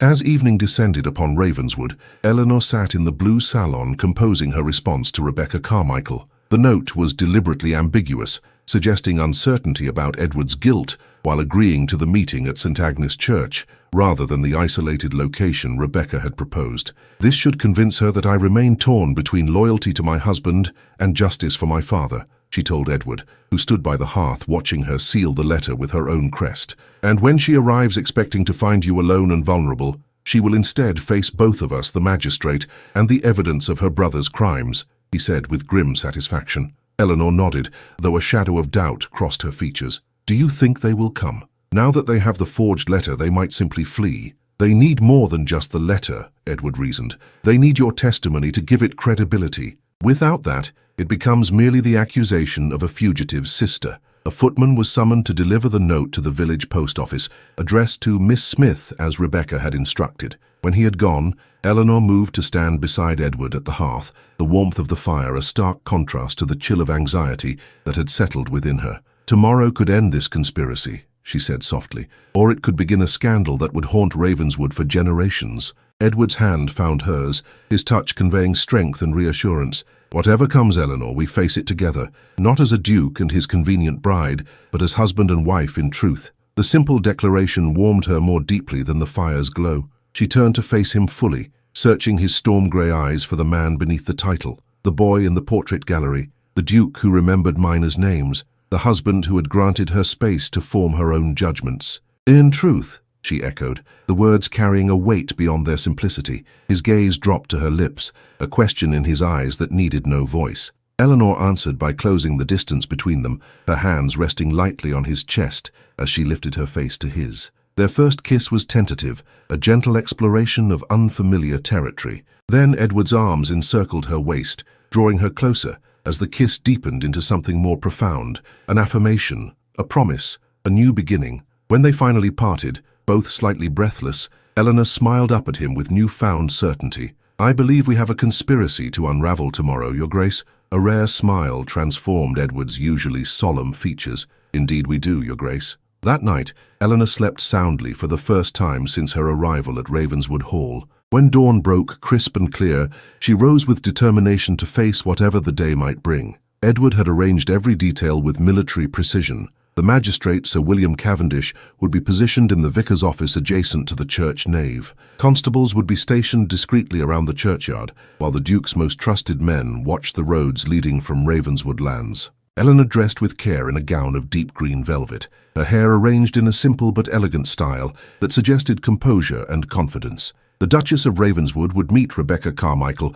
not as a frightened girl easily manipulated, but as a woman prepared to defend her husband and uncover the truth. "Are you certain you wish to face her directly?" Edward asked, as they rode side by side towards St. Agnes Church, the winter sun casting long shadows across the snow-covered landscape.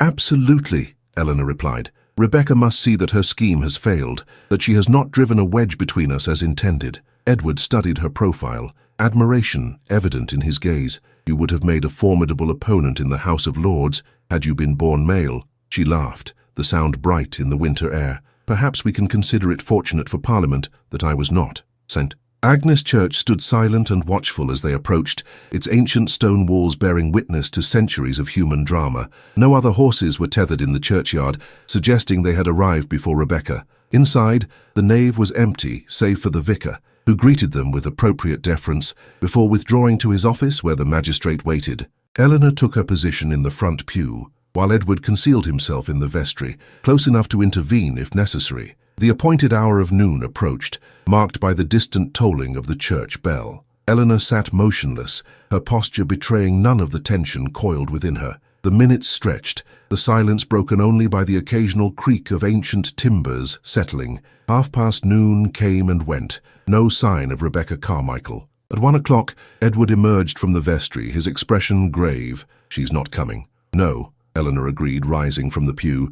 "I suspect Rebecca and her brother are already miles from Ravenswood." They conferred briefly with Sir William, who agreed to issue warrants for the Carmichaels' arrest. As they exited the church, however, one of Edward's men rode into the churchyard at a gallop. "Your Grace," he called, dismounting hastily. "Smoke has been sighted rising from the north woods, near the old hunting lodge. A substantial fire, by all accounts." Edward's face darkened with sudden understanding. "The diversion we anticipated has simply taken another form. They never intended to meet us here." Eleanor gripped his arm. "The hunting lodge, could that be where Samuel has been hiding?" "Possibly," Edward acknowledged. "And now they're destroying evidence before their escape." Decisions were made rapidly. Men dispatched to fight the fire, others to secure the roads. A messenger sent to alert the nearest magistrates in surrounding counties. Edward and Eleanor mounted their horses, intending to return to Ravenswood Hall to coordinate efforts from there. As they crested the hill overlooking the estate, however, a second plume of smoke became visible, this one rising from the direction of Rose Cottage. "Mother," Eleanor gasped, her heart seizing with terror. Without hesitation, Edward wheeled his horse toward the southern boundary. "Ride for Ravenswood," he commanded the nearest man. "Send the doctor and more men to Rose Cottage immediately." They galloped across the snow-covered fields, taking the most direct route rather than following the winding lane. Eleanor's fear grew with every hoofbeat, terrible images flashing through her mind. Her mother trapped, flames consuming the cottage, the Carmichaels' final act of vengeance. Rose Cottage came into view at last, but to Eleanor's immense relief, no flames were visible. The smoke rose instead from a small outbuilding at the property's edge, while the cottage itself stood intact. As they drew closer, an unexpected tableau emerged. Mrs. Porter wielding a garden rake with surprising ferocity, while Lady Blackwood stood on the cottage steps, a pistol held steadily in her hand. Between them, collapsed in the snow with blood staining his shirt sleeve, was a man Eleanor had seen only in glimpses before, Samuel Carmichael. "Mother!" Eleanor cried, dismounting before her horse had fully stopped. "Are you harmed?" Lady Blackwood lowered the pistol slightly, her composure remarkable under the circumstances. "Not in the slightest, my dear. Though I fear I've ruined your father's favorite pistol by actually using it. The recoil is quite shocking." Edward approached more cautiously, eyeing the wounded man. "Mr. Carmichael, I presume. You've led us on quite a chase." Samuel Carmichael glared up at him, clutching his injured arm.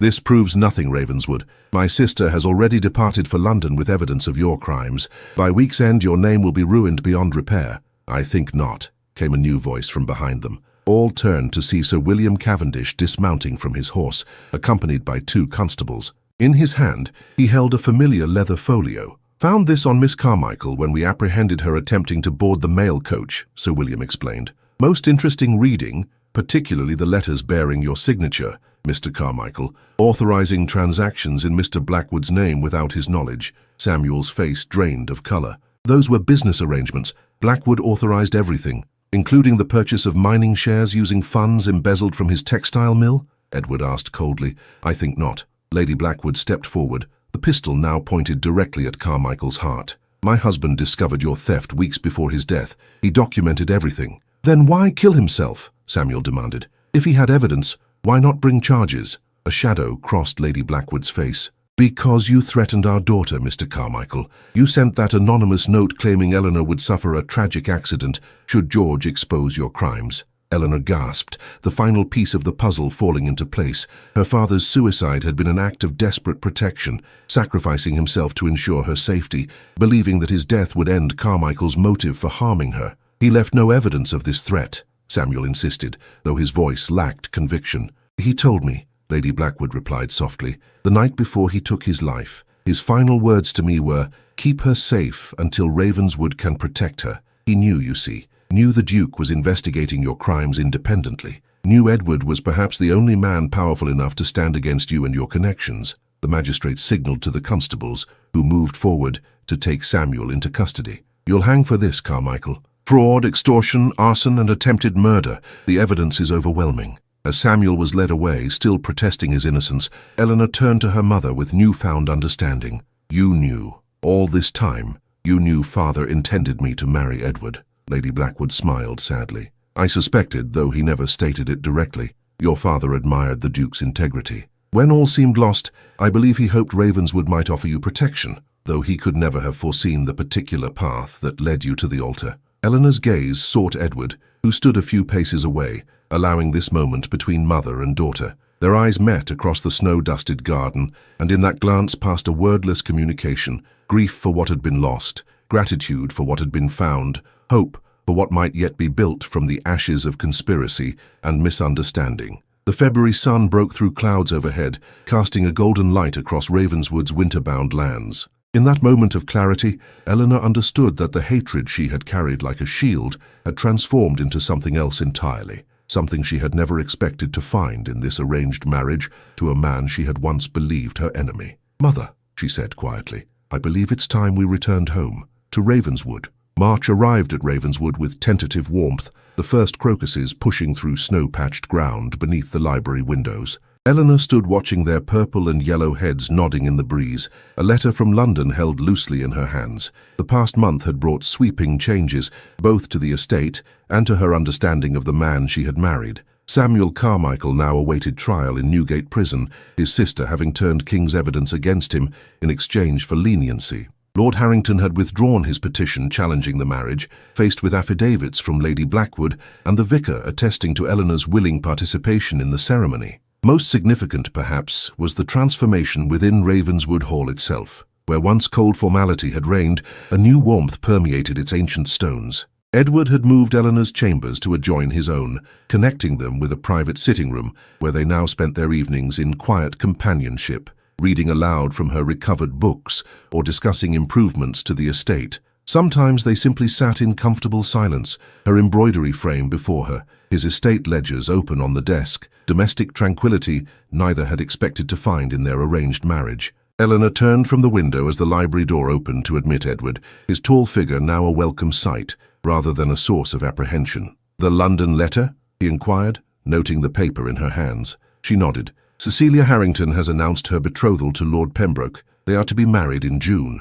A wry smile touched Edward's lips. "Pembroke will find himself well matched. I almost pity him." "Almost," Eleanor agreed, returning his smile. She set the letter aside, moving toward the tea tray that Mrs. Winters had arranged by the fire. "Will you join me?" The simple domestic ritual had become precious to them both, this quiet hour between the day's duties and the evening meal, when they were neither Duke and Duchess nor survivors of conspiracy, but simply Edward and Eleanor. "The Miners' Relief Fund is fully established," he told her, as she passed him a cup prepared exactly as he preferred. "The Board of Trustees meets next week to review the first applications." The fund had been Eleanor's suggestion, a portion of coal profits dedicated to supporting miners' families in times of injury or hardship.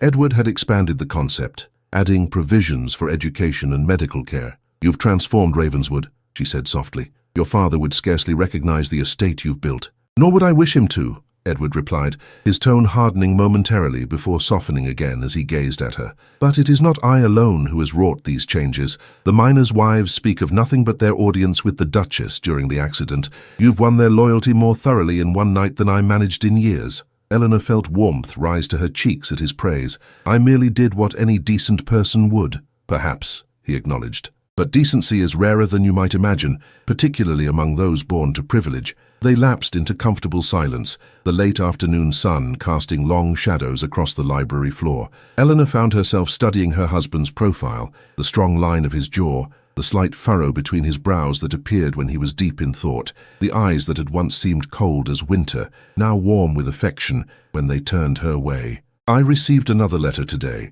she said after a moment, "from Mrs. Winters." Edward looked up in surprise.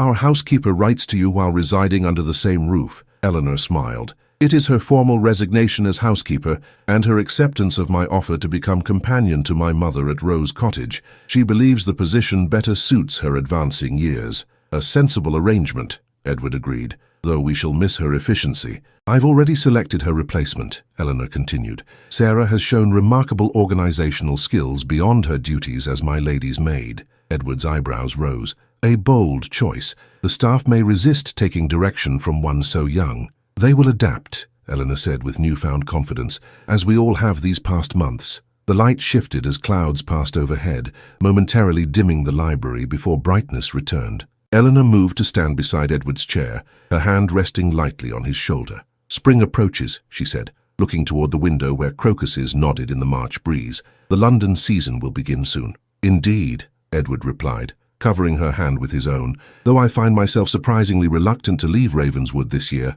Eleanor understood his meaning immediately. At Ravenswood, they had found an unexpected peace, a growing connection that flourished in private. London would mean society's scrutiny, speculation about their hasty marriage, endless navigation of complex social waters. "We must go," she said gently, "if only to silence gossip with our presence. A duke and duchess who hide in the country only fuel rumors." Edward sighed, acknowledging the truth of her words. "Then we shall face London together, as we faced the Carmichaels." "As husband and wife," Eleanor agreed, her voice softening on the words that had once seemed a prison sentence, but now held different meaning entirely. He rose from his chair, turning to face her with an intensity that still had the power to quicken her pulse. "Eleanor," he began, then hesitated, as if weighing his words with unusual care. "These past months, since the conspiracy was unraveled, I have not pressed my rights as a husband." A flush spread across her cheeks at his meaning.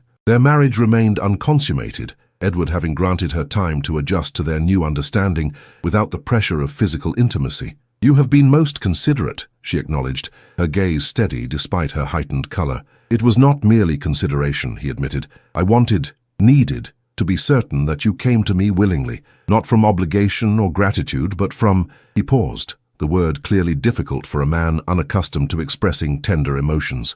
"Love?" she supplied softly. The vulnerable hope that flashed across his features made him appear younger, more like the boy in the portrait gallery than the forbidding duke who had purchased her father's debts. "I would not presume to ask for what might not yet exist," he said carefully. Eleanor took a step closer, her hand rising to rest against his cheek. "Then do not ask," she whispered. "Simply accept what is freely offered." The kiss that followed contained all the words neither yet had courage to speak aloud: promise and passion, tenderness and trust, hard won through winter's trials. Outside, the March winds scattered the last of February's snow from Ravenswood's ancient oaks, making way for spring's inevitable renewal. April blossomed across Ravenswood in a riot of daffodils and early tulips, their bright heads bobbing in gentle breezes that carried the scent of renewal. The preparations for London dominated the household. Trunks packed with the new wardrobe Edward had commissioned for his Duchess, correspondence exchanged with their townhouse staff,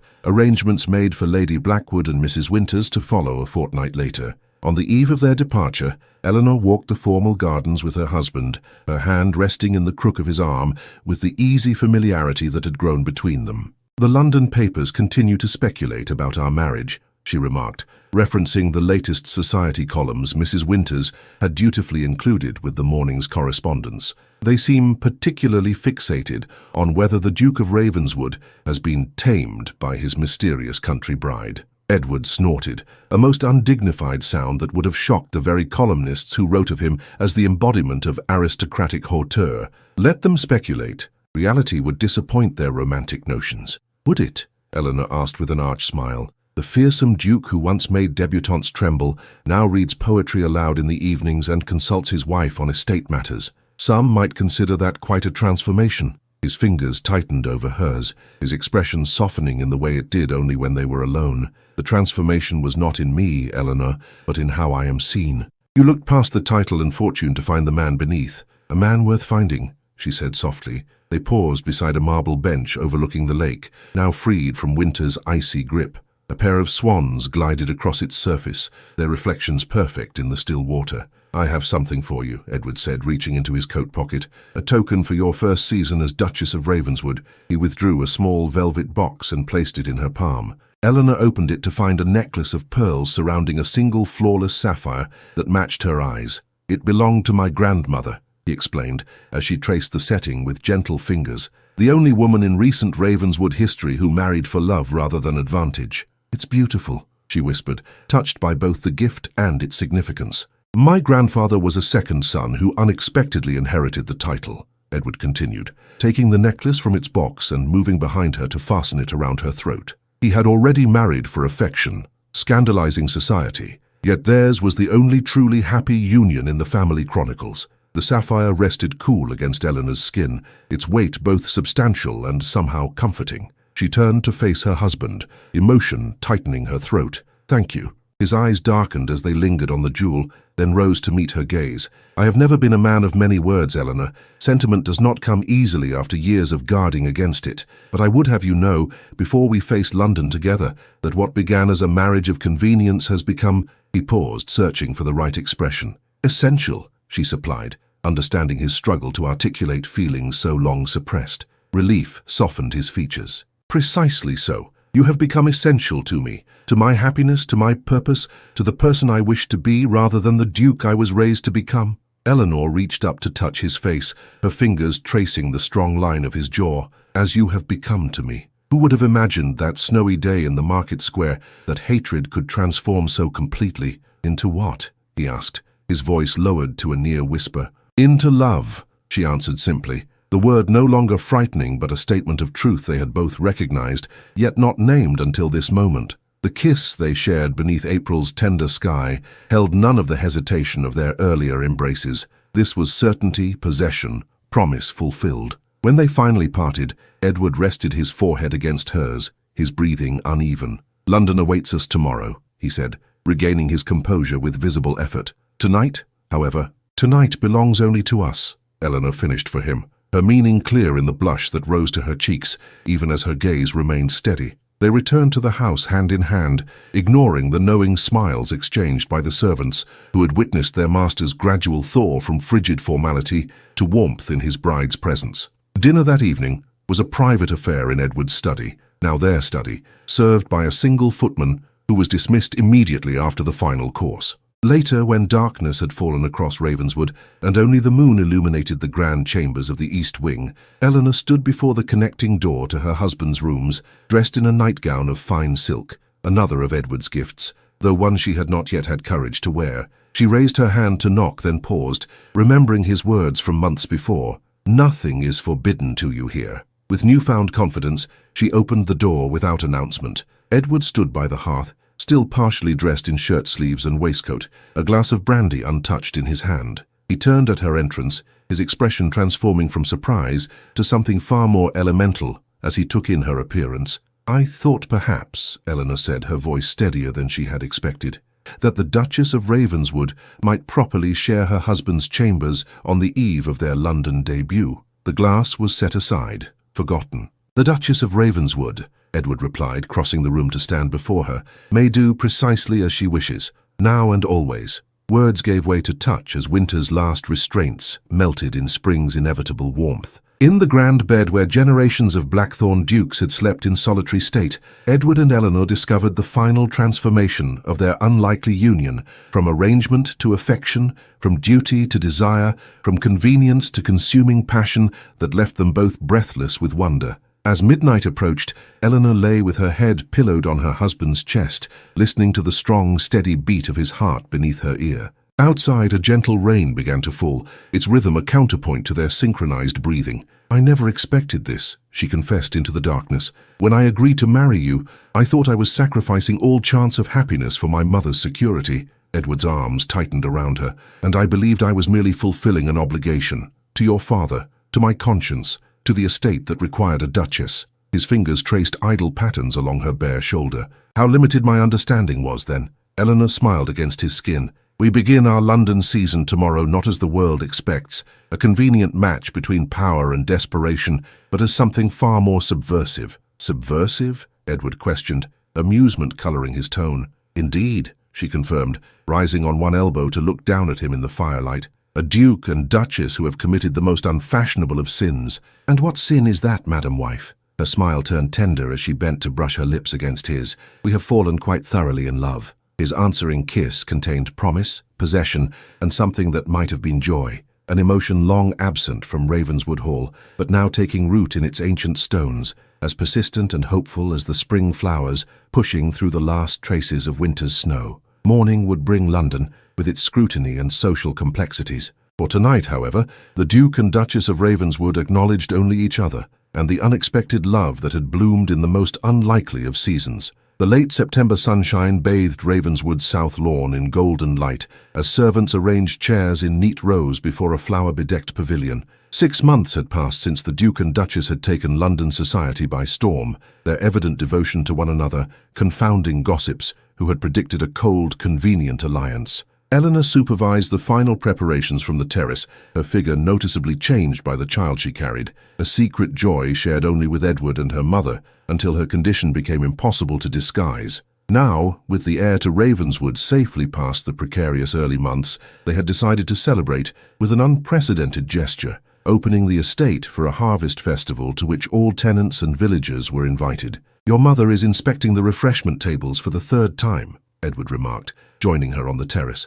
"Mrs. Winters appears torn between admiration for her thoroughness and offence that her arrangements might be found wanting." Eleanor laughed, leaning into his embrace as his hand came to rest protectively over the gentle swell of her abdomen. "They have formed a formidable alliance, those two. Rose Cottage has never been so efficiently managed." "Much like Ravenswood under your guidance," Edward observed, pride evident in his voice. Indeed, the estate had flourished in the months since their return from London. Eleanor had instituted a school for tenants' children, staffed by qualified teachers rather than the overworked vicar's wife who had previously struggled alone. The Miners' Relief Fund had expanded to include medical services and improved housing. Even Ravenswood Hall itself had shed its forbidding atmosphere, with unused rooms opened, fresh flowers in every chamber, and regular musical evenings that drew neighbours from across the county. "The mine manager's report arrived this morning," Edward continued. Production has increased by 15% since the new safety measures were fully implemented, proving that treating workers with dignity benefits all, Eleanor noted with satisfaction. They watched in comfortable silence as the first guests began to arrive, farmers in their Sunday best, miners with scrubbed faces and neatly combed hair, shopkeepers from the village escorting wives in carefully preserved finery. Your father would be proud, Edward said softly, of all you've accomplished here. Eleanor felt the familiar pang that accompanied her father's memory, though time had gentled its sharpness. I believe he would, though he might be rather astonished to find his daughter so contentedly established as mistress of Ravenswood. No more astonished than the Duke of Ravenswood finds himself as a contented husband, Edward replied, with the dry humour that had emerged as their intimacy deepened. Their quiet moment was interrupted by Lady Blackwood, ascending the terrace steps with remarkable vigour for a woman who had been near death just months earlier. The country air and freedom from financial worry had worked wonders for her health. Eleanor, darling, you really must come see the display of preserves the tenants' wives have brought. Most impressive, though I've suggested a more advantageous arrangement by size rather than type. Mrs. Porter is implementing my recommendations as we speak. Edward suppressed a smile as Eleanor dutifully allowed herself to be led away, throwing him a mock helpless glance over her shoulder. His Duchess had transformed not only Ravenswood, but also his understanding of what marriage could be, a partnership of minds and hearts, rather than the cold, formal arrangement he had witnessed in his parents. By mid-afternoon, the festival was in full swing. Children raced across the lawns, village musicians played for dancing on a wooden platform erected for the occasion, and long tables groaned beneath platters of harvest bounty. Edward moved among the guests with an ease that would have astonished London society, addressing each person by name, inquiring after specific concerns with genuine interest. Eleanor watched him from beneath the pavilion, where she had been persuaded to rest, one hand resting on her growing child. This man, once feared as the coldest, most forbidding peer in England, now knelt to admire a little girl's doll, his smile transforming his features into something approaching boyish charm. As twilight approached, lanterns were lit along the pathways, casting a magical glow across the gathering. Edward returned to Eleanor's side as the village vicar rose to offer a blessing for the harvest and the estate that provided livelihoods for so many. I have something for you, Edward murmured, pressing a small package into her hand as the vicar's words washed over the assembled company. Eleanor unwrapped it curiously to find a miniature portrait, a beautiful rendering of the two of them, her seated and Edward standing beside her, his hand resting on her shoulder in a gesture both protective and proud. For our child, he explained softly, that he or she might always know the truth of us, not the Duke and Duchess of Ravenswood, but Edward and Eleanor, who found their way to each other through winter's trials. Tears pricked at Eleanor's eyes as she traced the delicate brushwork with one finger. It's perfect, she whispered. Thank you. As darkness fell and the festival concluded with a display of fireworks over the lake, Edward and Eleanor stood together on the terrace, watching coloured lights reflect in the still waters. Guests departed with baskets of provisions and heartfelt thanks, children sleeping on father's shoulders, mothers gathering up prizes won in the day's games. Was it worth it? Eleanor asked suddenly, turning to her husband. Marrying the daughter of a ruined gentleman? Enduring scandal and conspiracy? Transforming Ravenswood from what your father built into something entirely new? Edward considered her question with characteristic thoughtfulness. If you're asking whether I would choose the same path knowing what lay ahead, he replied, drawing her closer. The answer is yes, though perhaps with fewer misunderstandings and a more expedient resolution to the matter of the Carmichaels. She laughed softly, resting her head against his shoulder as the final rockets burst overhead, showering the night sky with ephemeral stars. Winter ends, Edward murmured into her hair. Spring arrives. The cycle continues. His hand moved to cradle the swell of their child. But some things, once transformed, remain changed forever. Eleanor closed her eyes, savouring the moment. The warmth of her husband's embrace, the gentle movement of their child within her, the knowledge that Ravenswood had become not a prison of hatred but a sanctuary of love. Forever, she agreed softly, beyond winter's end. In the crucible of adversity, hatred can transform into its opposite, not by force or decree but through the patient revelation of truth and character. Where prejudice clouds judgment, only time and honest observation can clear the path to understanding. The greatest barriers between hearts are often built of misunderstanding rather than malice, and the most enduring love may grow from the most unlikely beginnings if we have the courage to look beyond our first impressions and the wisdom to recognize when circumstances have revealed a person's true nature rather than the face they present to the world. Did you enjoy this story? If so, please subscribe to our channel for more historical romance stories that warm the heart and transport you to another era. Leave a comment below sharing your favorite moment from Eleanor and Edward's journey from hatred to love. Your feedback helps us create more stories that capture your imagination and touch your soul.